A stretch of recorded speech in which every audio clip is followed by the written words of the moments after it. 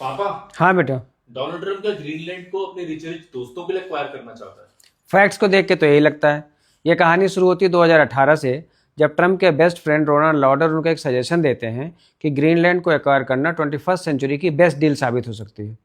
उसके कुछ दिनों बाद अगस्त 2019 में ट्रम्प साहब एक ट्वीट करते हैं कि बहुत जल्दी ग्रीनलैंड में ट्रम्प टावर्स दिखेंगे। ट्रम्प के इस ट्वीट के 3 महीने बाद बिल गेट्स और जेफ बेजोस मिलकर ग्रीनलैंड में एक कंपनी बनाते हैं कोबाल्ट मेटल्स, जिसका काम है बिना खुदाई किए एआई और मशीन लर्निंग के थ्रू ग्रीनलैंड में क्रिटिकल मिनरल्स का पता लगाना। इसी वजह से सैम ऑल्टमैन ने भी 2022 में इस कंपनी को ज्वाइन कर लिया। अब हम सब जानते हैं कि ग्रीनलैंड है डेनमार्क के कंट्रोल में।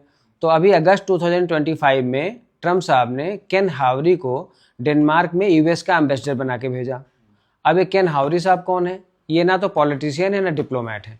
ये वेंचर कैपिटलिस्ट हैं जिन्होंने पीटर थील के साथ मिलकर एक एसेट मैनेजमेंट कंपनी बनाई थी जिसका नाम था फाउंडर्स फंड। और यही पीटर थील ग्रीनलैंड में एआई एंड ब्लॉकचेन पे बेस्ड एक सिटी बनाने जा रहे हैं जिसका नाम होगा प्रैक्सिस। अब ये वही पीटर थील हैं जो पेपैल माफिया के सरगना थे और अमेरिका के current vice president JD Vance के मेंटोर और फाइनेंसर हैं। अब इस सब के बीच ट्रम्प साहब के वो बेस्ट फ्रेंड सलाह देके कहीं चुप नहीं बैठ गए थे। उन्होंने ग्रीनलैंड की लार्जेस्ट लेक को एक्वायर किया और उसके ऊपर हाइड्रो पावर प्रोजेक्ट बनाया जिससे ग्रीनलैंड की इलेक्ट्रिसिटी रिक्वायरमेंट को वो पूरा करें। अब साल आता है 2026, जब ट्रम्प साहब ये अनाउंस करते हैं कि वो ग्रीनलैंड को एक्वायर करने जा रहे हैं। तो अमेरिका में एक कंपनी है सीएमसी, उसके शेयर्स में इस अनाउंसमेंट के बाद लगभग 150% का उछाल आता है।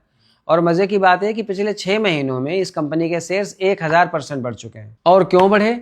क्योंकि सीएमसी के पास ग्रीनलैंड की सबसे बड़ी माइन टैनब्रीज के माइनिंग राइट्स हैं। और सीएमसी के सबसे बड़े फाइनेंसर थे हावर्ड लटनिक, जो आज ट्रम्प के राइट हैंड हैं और अमेरिका में फाइनेंस मिनिस्टर की कुर्सी पर बैठे हैं। पापा, तो आप ये सब जो बता रहे हो बहुत ज्यादा अजीब नहीं है? थ्योरेटिकली तो ये सब अजीब लगता ही है, पर सवाल ये है कि रियलिटी क्या है। रियलिटी ये है कि अमेरिका से लेकर दरभंगा तक और रोमन एम्पायर से लेकर 21st सेंचुरी तक अगर ध्यान से देखोगे तो पावर और मनी का ये नेक्सस हर जगह दिख जाएगा। अब ऐसा क्यों?